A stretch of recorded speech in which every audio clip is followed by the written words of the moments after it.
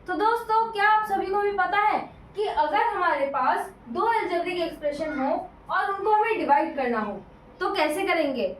Algebraic expression का मतलब क्या होता है।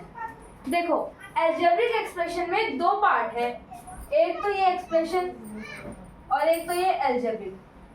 ठीक है, अब सबसे पहले समझो कि ये अलजेब्रिक आया कहाँ से।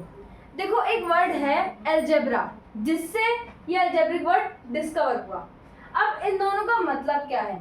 देखो, अलजेब्रिक एक्सप्रेशन में दो चीजें मेन होती हैं, एक तो वेरिएबल और एक कांस्टेंट, जो आपने दोनों पढ़े हैं। नहीं पता तो देखो, वेरिएबल जो होते हैं वो होते हैं हमारे लेटर्स, एकदम सिंपल सी भाषा में,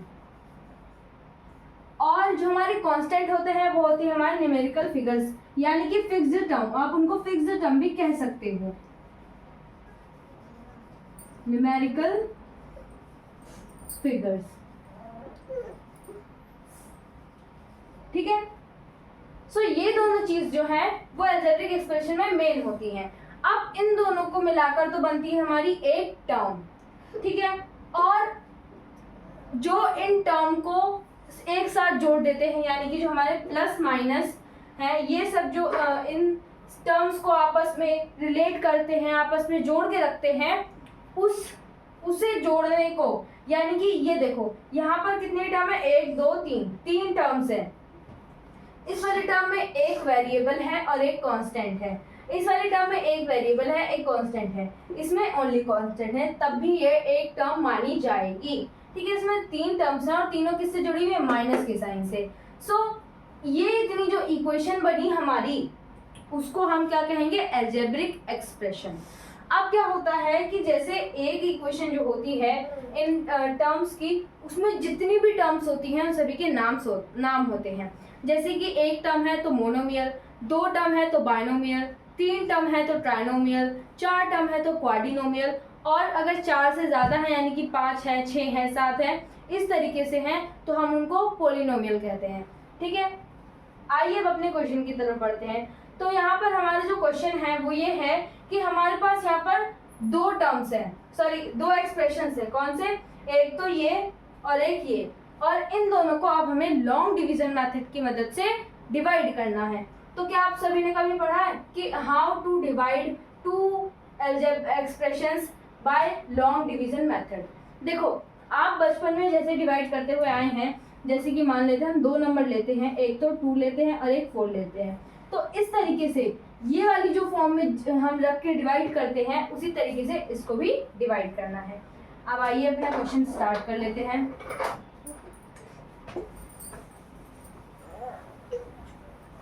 ठीक है, तो पहले हमारे पास क्या है, 2 टर्म्स है, तो जो बाय के बाद वाली टर्म होती है ना, वो आपकी तो बाहर आ जाती है, और जो यानी कि बाय के आगे वाली टर्म होती है वो हमारी अंदर आ जाती है। जैसे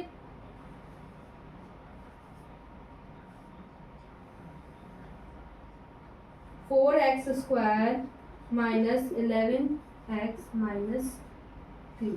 ठीक है, अब इस फॉर्म में तो हमने इसको रख दिया, यानी कि अब हमें क्या करना है, आगे का स्टेप क्या है, डिवाइड करना है।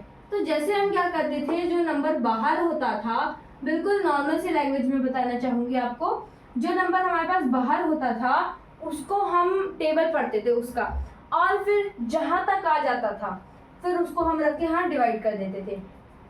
जैसे अगर हमारे पास 2 है और हमें किससे 9 से डिवाइड करना है, तो अब देखो 2 की टेबल में 9 तो आता है नहीं, लेकिन हम क्या देखेंगे, 9 से कम नंबर देखते थे। तो 2 2 जा 4, 4 भी नहीं होगा, तो 2 4 जा 8, यानी कि 8 हो रहा है, जो 9 से छोटा है, लेकिन 9 नहीं आएगा। ठीक है, तो हमने इसको डिवाइड करा, फिर इस तरीके से हम करते थे। अब इसमें क्या होगा, इसमें भी बिल्कुल वही सेम चीज होगी। अब देखो यहाँ पर हमारे पास है x माइनस 3, बिल्कुल ध्यान से समझना, यहाँ पर हमारे पास 2 टर्म्स हैं, तो कंफर्म है कि यहाँ पर 2 टर्म्स ही पहले डिवाइड होंगी। जब 2 टर्म्स है हमारे पास तो पहले की 2 टर्म्स ही तो डिवाइड होंगी। ठीक है, अब इसके बाद देखो ये नॉर्मल x है, हम इसको 1x कह सकते हैं। ठीक है, ये 1x है, ये माइनस 3 है। अब देखो यहाँ पर हमारे पास x भी 1 है, बट यहाँ पर हमारे पास x 2 है, तो इससे क्या कंफर्म हो रहा है आपका कि हमें जो x चाहिए वो 2 चाहिए, तो एक x हमने यहाँ पर रख दिया और एक तो हमारे पास पहले ही है, तो हो जाएगा आपका x²। अब ये 1 है, ये 4 है, तो 1 को हम किससे मल्टीप्लाई करें कि हमारा 4 आ जाए, तो 4 से ही करेंगे, तो ऑफ कोर्स हमारे यहाँ पर 4x आ जाएगा। अब हमने जब इसको 4x को जब हमने 1x से मल्टीप्लाई किया है, तो वही सेम नंबर यानी कि 4x को हम 3 से भी मल्टीप्लाई करेंगे। ठीक है, अब इसको मल्टीप्लाई करके देख लेते हैं और फिर आगे करते हैं। ठीक है, अब जब हम इसकी मल्टीप्लाई करेंगे तो ये हो जाएगा आपका 4x², और ये माइनस है, माइनस प्लस माइनस का कितना आ जाएगा 12x।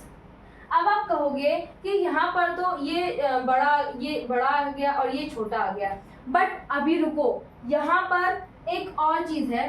देखो, हम पहले जो डिवाइड करते थे वो अलग होता था, बट इसमें क्या है, इसमें ये है कि हमें पहले साइन चेंज करना होगा।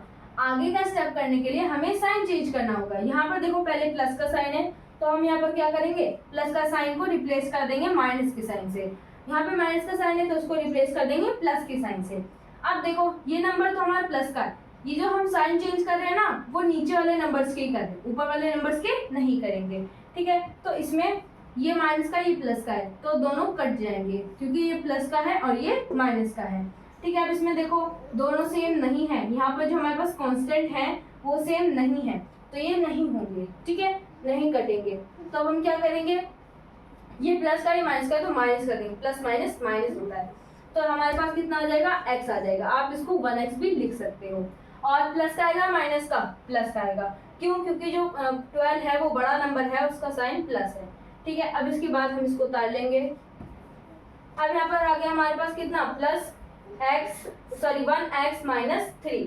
अब देखो ये नंबर तो बिल्कुल सेम आ रहा है, तो अब जब हमारे पास नंबर सेम आता है यानी कि हम जब मैं 2 से ही बताती हूँ आपको उसी नंबर से। ठीक है, अब देखो जैसे यहाँ पर हमारे पास नंबर क्या है, हमारे पास नंबर है 4। ठीक है, अब इसमें तो आप 2 से करोगे तो नॉर्मली हो जाएगा, बट मान लो हमारे पास कोई ऐसा नंबर आ जाता है जिसको एक बार करने के बाद वही सेम नंबर आ जाए, जैसे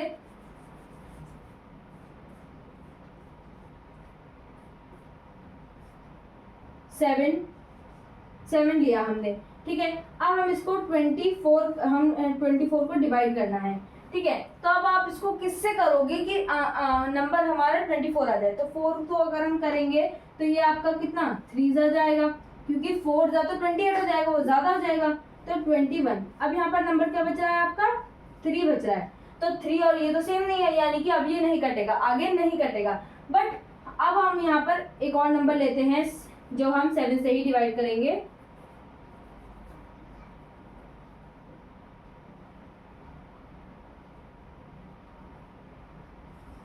एट। ठीक है, अब हमने 8 ले लिया, तो अब हम क्या कर सकते हैं, डायरेक्ट इसको 4 से मल्टीप्लाई कर सकते हैं। ठीक है,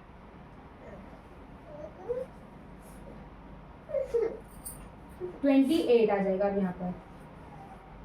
ठीक है, ये तो पूरा कट गया। अब देखो यहाँ पर ये नंबर और ये नंबर बिल्कुल सेम है, तो हम क्या करेंगे, इसको और इसको लाने सेम करने के लिए, मतलब इस वाले नंबर को डायरेक्ट यहीं पर उतारने के लिए हम इसकी मल्टीप्लाई 1 से करेंगे, यानी कि it is compulsory to multiply in quotient, यानी कि हमें क्वोशिएंट में भी नंबर लिखना है, जरूरी है, कंपलसरी है। ठीक है, तो हम जब इसकी मल्टीप्लाई 1 से कर देंगे, किससे करेंगे, प्लस के 1 से कि माइनस के 1 से। अगर हम माइनस के 1 से करते हैं तो ये माइनस का x हो जाएगा, बट हम यहाँ पर क्या करेंगे, प्लस का करेंगे। ठीक है, प्लस के 1 से कर देंगे, तो ये आपका नंबर आप सेम आ गया पूरा।